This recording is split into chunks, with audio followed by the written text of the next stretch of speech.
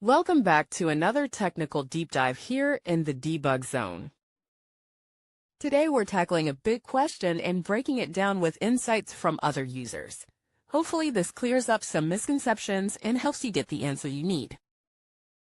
So buckle up, stay a little curious, and let's jump right in.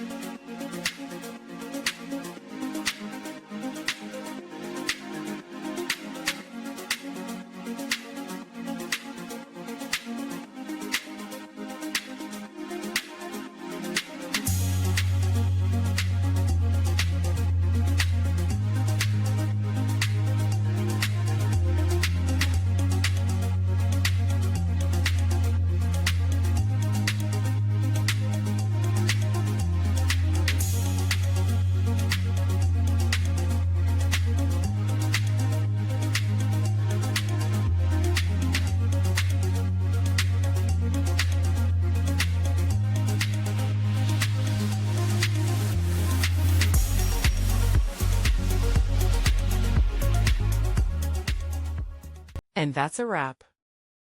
I hope you found the answer you were looking for. If you did, take a second to hit that subscribe button. It really helps out. And let me know in the comments which solution worked best for you.